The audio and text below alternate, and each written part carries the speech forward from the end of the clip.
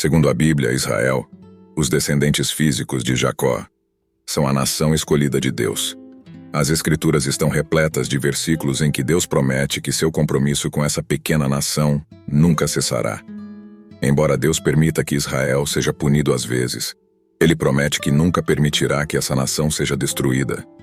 Isso é importante porque o ódio aos judeus é o maior ódio da humanidade.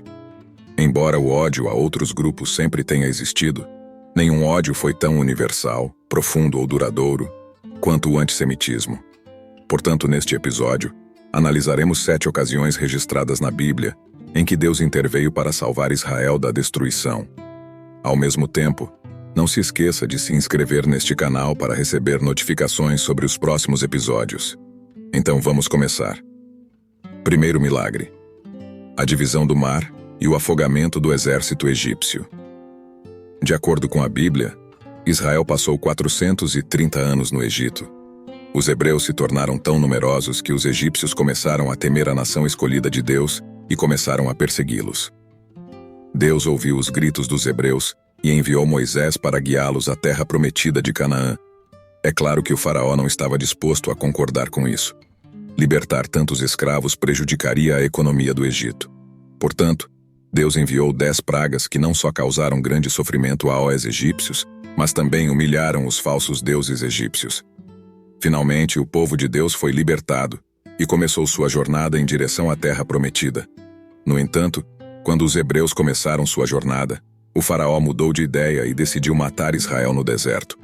Os hebreus se aproximaram das águas e, atrás deles, havia um enorme exército de soldados egípcios a caminho para massacrá-los. Não havia escapatória. Segundo milagre, a Batalha de Refidim. Os hebreus estavam em Refidim quando foram atacados por Amaleque. Os amalequitas eram um povo guerreiro e poderoso, e os hebreus pareciam estar em desvantagem. Mas Moisés orou a Deus, e Deus enviou um anjo para ajudar os hebreus. Moisés levantou as mãos, e enquanto ele as mantinha levantadas, os hebreus ganhavam a batalha. Quando ele as baixava, os amalequitas ganhavam a batalha. No final do dia, os hebreus derrotaram os amalequitas, com a ajuda de Deus. Terceiro milagre: a queda dos muros de Jericó. Jericó era uma cidade fortificada que parecia invencível.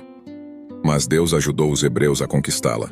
Os hebreus marcharam ao redor da cidade por 7 dias, e no 7º dia tocaram suas trombetas e gritaram.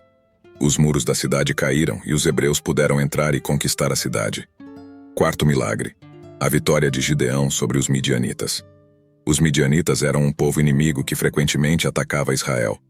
Gideão era um homem humilde que foi escolhido por Deus para liderar os hebreus contra os midianitas. Gideão e seus 300 homens derrotaram os midianitas, com a ajuda de Deus. Deus escolheu Gideão para livrar Israel dos midianitas, que o atacavam constantemente. Gideão reuniu um exército, mas Deus o reduziu a apenas 300 homens. Durante a noite, Deus instruiu Gideão a se aproximar do acampamento midianita. Gideão ouviu um homem midianita contar a um amigo sobre um sonho em que um pão de cevada pisoteado entrou no acampamento dos midianitas, fazendo seu acampamento desmoronar. Gideão interpretou esse sonho como um sinal de que Deus havia entregado os midianitas a ele.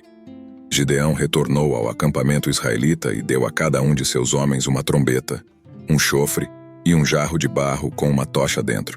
Divididos em 3 grupos, Gideão e seus 300 homens marcharam sobre o acampamento inimigo. Gideão instruiu os homens a tocar as trombetas, gritar e quebrar os jarros, simulando um ataque de uma grande força. O exército midianita fugiu e foi destruído por Israel. Ezequias, rei de Judá, sabia que seu povo estava em perigo. O exército assírio, liderado por Senaqueribe, estava marchando contra Jerusalém. Ezequias sabia que seu exército não era páreo para os assírios. Então ele recorreu a Deus. No dia seguinte, o exército assírio foi destruído. Senaqueribe foi forçado a retornar a Nínive, onde foi assassinado em seu templo. A história da destruição do exército assírio é muito interessante e daria um episódio inteiro. Deixe nos comentários se vocês querem que eu faça um vídeo sobre isso. No final do texto, o narrador menciona a batalha de Gog e Magog. Essa batalha é descrita no livro de Ezequiel. Segundo a profecia, Gog, um líder de uma coalizão de nações, invadirá Israel. Deus, no entanto, protegerá seu povo e destruirá Gog e seus exércitos. Raquel termina o vídeo dizendo que Deus sempre intervém para salvar seu povo. Quem creia, deixe um amém nos comentários. Obrigado por assistir esse vídeo e não esqueça de curtir e compartilhar. Até o próximo vídeo.